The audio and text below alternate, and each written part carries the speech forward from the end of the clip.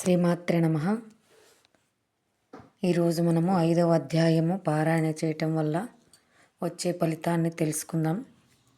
ఒకానొకప్పుడు ఒక గ్రామంలో పింగళ అనేటువంటి ఒక బ్రాహ్మణుడు ఉండేవాడు. అతని భార్య అరుణ. ఇద్దరూ దుర్వ్యసన పరులు.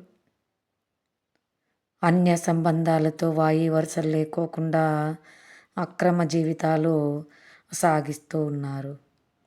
ఒకానొకప్పుడు వాళ్ళు అలా అధర్మ జీవితం జీవిస్తూ ఉండగా అంత్యకాలం సమీపించి మరణించారు. చనిపోయాక వాళ్ళు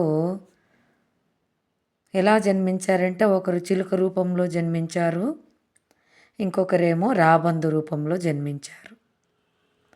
అలా వాళ్ళకి దుర్భర జీవితం గడుస్తూ ఉంది. తినడానికి చిలుకకు ఆహారం దొరకలేదు, రాబందుకు ఆహారం దొరకలేదు.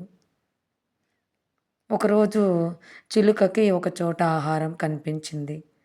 దాన్ని తినే ప్రయత్నం చేస్తుండగా రాబందు చూసింది. రాబందు కూడా ఆ యొక్క ఆహారం దగ్గర పోయి చిలుకతో ఫైట్ చేస్తూ ఉంది, యుద్ధం చేస్తూ ఉంది.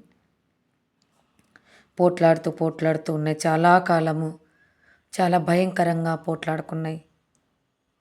అవి రెండు ఒకటికొకటి పోట్లాడుకుంటూ గాయపరుచుకుని రెండింటికి గాయమయ్యి ఆ నొప్పి భరించలేక చెట్టు మీద నుంచి కిందకి పడిపోయాయి. కిందకి పడిపోయినప్పుడు ఆ కింద ఒక కపాలం ఉంది. ఆ కపాలంలో నీళ్లున్నాయి. ఆ యొక్క కపాలంలో ఉన్న నీటిలో పడేసరికి అవి ప్రాణాలు విడిచిపెట్టేశాయి అన్నమాట. ఇంకా ఎప్పుడైతే ప్రాణాలు వదిలేసేటప్పుడు పూర్వజన్మలో చేసిన కర్మాలు, ఈ జన్మలో చేసిన కర్మాలన్నీ గుర్తుకు వచ్చాయి. ఆ ఆత్మరూపంలో ఉన్నటువంటి ఆ పింగళ, అరుణ అనేటువంటి వీళ్ళిద్దరూ యమధర్మరాజు దగ్గరికి వెళ్తున్నారంట. వణికిపోతున్నారు. అమ్మో, ఇన్ని పాపాలు చేశామే, మనకు శిక్ష సామాన్యంగా ఉంటుందా?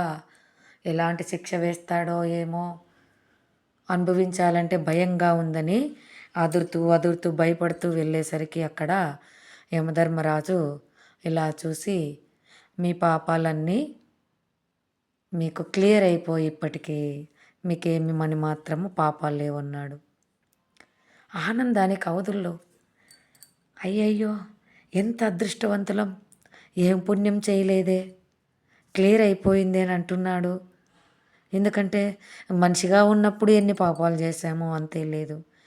ఈ చిలుక రూపంలో ఉండి కూడా ఏమని మాత్రం పుణ్యకార్యాలు చేయలేదు అని మళ్ళా యమధర్మరాజు దగ్గర పోయి నమస్కరించి, యమరాజా, మా పాపక్షయం ఎలా జరిగింది మాకు కొంచెం దయచేసి విన్నవించండి అని అడగగా, అప్పుడు వినండి, ఆ పింగళ, అరుణ అనేటువంటి ఆత్మలను కూర్చోబెట్టి, ఎందుకంటే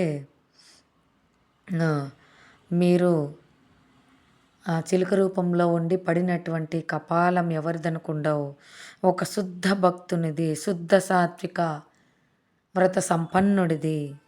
అతను నిరంతరం 5వ అధ్యాయము పారాయణ చేసేవాడు. నిరంతరం 5వ అధ్యాయం పారాయణ చేయటం వల్ల తన ఆత్మే కాదు, తన శరీరంలో అణువు కూడా శుద్ధమైపోయింది. అట్లా ఆ విధంగా అయిపోయింది. కాబట్టి ఆ శరీరంలోని ఏ వస్తువైనా సరే ఎవరైనా తాకితే చాలు వాళ్ళు విముక్తులవుతారు. శరీరాన్ని కాదు కదా, శరీరంతో తాకినటువంటి నీళ్ళను తాకినా కూడా పరిశుద్ధులవుతారు. అట్లా ఆ విధంగా ఆ కపాలంలో ఉన్న నీటిలో మీరు పడటం వల్ల మీ యొక్క పాపం నుంచి విముక్తులయ్యారు అని చెప్పాడంట. ఆ విధంగా వాళ్ళు ఆనందంగా ఆడుకుంటూ పాడుకుంటూ మేము కూడా అలా 5వ అధ్యాయం పారాయణ చేస్తామని మళ్ళీ బ్రాహ్మణ కుటుంబంలో జన్మించి 5వ అధ్యాయాన్ని పారాయణ చేసి అంత్యకాలమందు వైకుంఠధామాన్ని చేరుకుంటారు. మనం కూడా ఆ యొక్క దామోదరునికి, శ్రీకృష్ణ పరమాత్మకి ప్రార్థన చేద్దాం. స్వామి, అటువంటి అవకాశం మాకు కలిగించు. ఆ శుద్ధ సాత్విక సంపన్నుడైనటువంటి నీ యొక్క భక్తుని యొక్క దర్శనం కావాలి. అతను మాకు వచ్చి అతని పాదజలాన్ని మా తలపైన చల్లుకొని మేము కూడా ఉద్ధరింపబడే విధంగా అనుగ్రహించు తండ్రి అని వేడుకుందాం. శ్రీమాత్రే నమః.